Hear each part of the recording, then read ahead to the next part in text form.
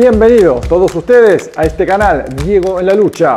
Del 100% de agua que tiene el planeta Tierra, el 97% es salada y solo el 3% es agua dulce. Es decir, de los 1.400 millones de kilómetros cúbicos de agua de la Tierra, solo 35 millones son agua dulce. Con estos datos se comprende mejor el valor incalculable del agua para todos los aspectos de la vida en este planeta, y por ahí dicen que nadie sabe lo que tiene hasta que lo pierde. Eso precisamente es lo que está sucediendo en Uruguay, porque actualmente el país suramericano vive un gravísimo problema con el agua, un problema que va mucho más allá de las sequías. Según el actual gobierno uruguayo, al mayor embalse del país, llamado Pozo Severino, le queda menos del 2% de su capacidad y solo les da independencia para unos pocos días de consumo. Este panorama es tan grave que ha sido catalogado como la mayor sequía de la cual se tenga registro, la mayor sequía en más de 100 años. Lo más preocupante es que según los organismos meteorológicos no se prevén lluvias en los próximos días y las reservas del Río de la Plata, al cual tienen acceso, no les favorecen. Pero ¿quién es el presidente de Uruguay y qué responsabilidad tiene en todo esto? Luis Alberto Aparicio Alejandro Lacalle Pou es el actual presidente del país suramericano y tiene 4 nombres, al mejor estilo de la época colonial. Es un abogado y político conservador de 46 años, representante de los grupos de poder del continente, y llegó a la presidencia a través del Partido Nacional. Una de las primeras cosas que hizo al llegar a la presidencia fue tomar posición frente a Venezuela. Algo increíble, porque en lugar de hablar de las múltiples tareas pendientes en su país, habló de Venezuela, como es costumbre entre la derecha mundial, un boleto seguro para distraer sobre los problemas internos. Pero uno de los elementos que impulsa y que es plataforma de la CELAC es la democracia. Y la democracia es el mejor sistema que tienen los individuos para ser libres. El estado más puro de una persona es la libertad. Y por eso participar de este foro no significa ser complaciente, señor presidente.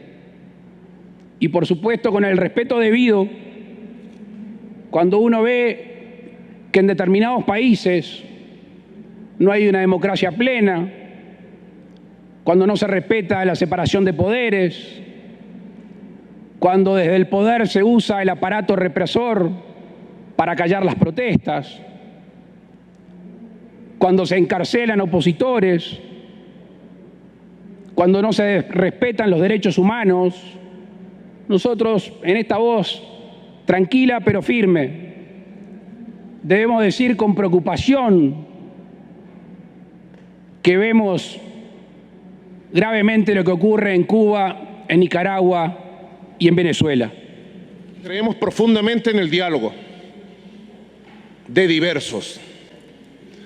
Ponga usted, presidente Lacalle, la fecha, el lugar para un debate.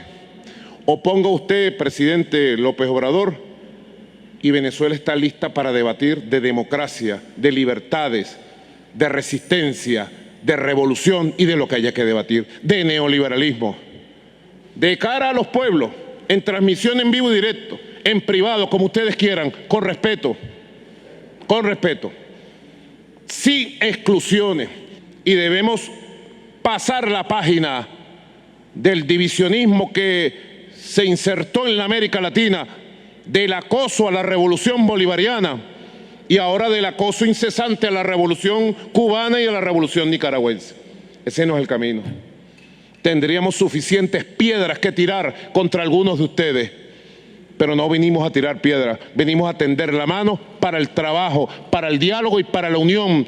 Lacalle Pou quiso formar parte del llamado Grupo de Lima, conformado por gobiernos del continente cuyo objetivo principal era sabotear y aislar al país bolivariano, teniendo organización y presupuesto para esto. ¿Recuerdan el avión venezolano que fue comprado al gobierno de Irán y finalmente fue secuestrado al mejor estilo del viejo oeste por los Estados Unidos en suelo argentino sin ningún tipo de justificación legal? Este avión estaba volando como aeronave de carga y preparando obligando técnicamente a su tripulación. Como es necesario, debía bajar a cargar combustible. Y precisamente el gobierno de Lacalle Pou le negó totalmente el acceso a su suelo, aún sabiendo que su tripulación podía correr el peligro por la falta de combustible. Y todo esto lo hizo porque se trataba de Venezuela. Este es el actual gobierno uruguayo. Antes de continuar, les digo que dada la inestabilidad de las redes sociales y como nunca sabemos lo que puede pasar, los invito a suscribirse a mi canal Telegram, @DiegoEnLaLucha. Allí no hay censura y pongo, por más fuerte que sean,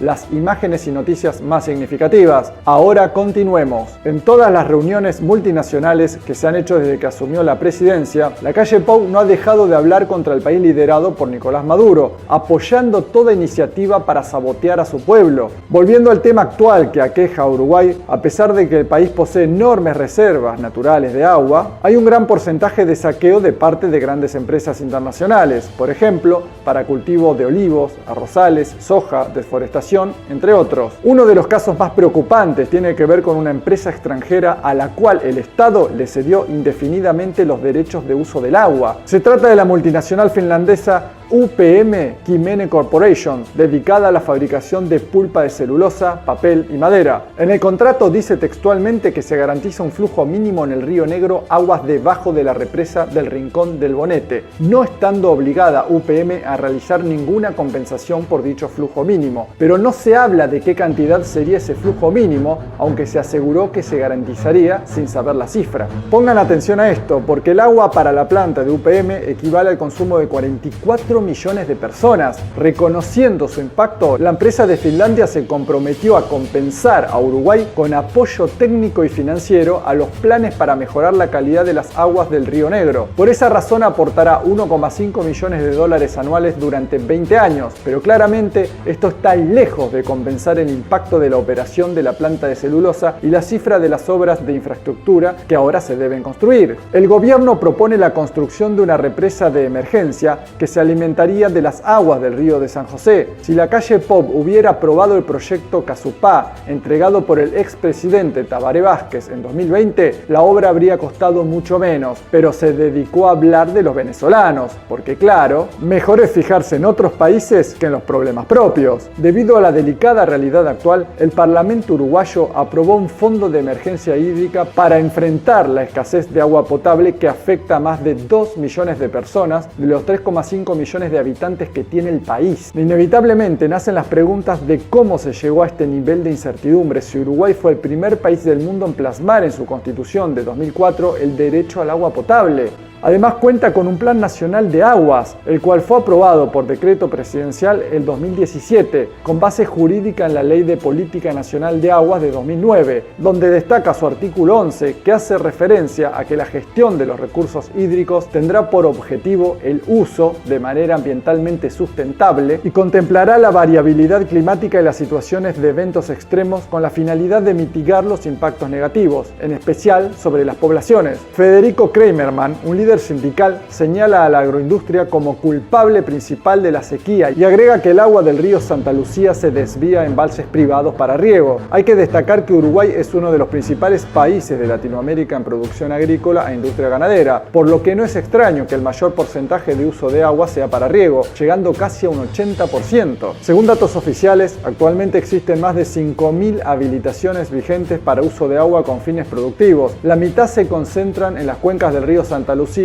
y del Río de la Plata, siendo la mitad de estas habilitaciones para riego y una de cada 4 para otras actividades agropecuarias. 19 empresas utilizan más agua que todos los habitantes del país. La sequía afecta al país desde hace al menos 2 años. Es decir, el gobierno de Lacalle Pou tuvo suficiente tiempo para prevenir esta grave situación y desestimó las medidas de infraestructura necesarias. Las obras que el actual presidente quiere hacer tendrán un costo mucho mayor, porque cualquier remiendo de apuro sale mucho más caro. Al inicio de su mandato, Lacalle Pou decidió no avanzar con la obra de Casupá y priorizó un nuevo proyecto, más ambicioso, que implicaba una inversión mayor. Un consorcio de empresas privadas le presentó un plan para construir una planta potabilizadora sobre el Río de la Plata. La inversión superará los 200 millones de dólares. Pero esta obra no comenzará a construirse en el corto plazo y la situación mejorará cuando vuelva a llover en grandes cantidades, algo que no ha sucedido en el sur del país en las últimas semanas. El regreso de las precipitaciones permitirá recuperar el caudal del río Santa Lucía, que abastece principalmente a la capital del país. En el corto plazo, la nación suramericana tiene un destino incierto.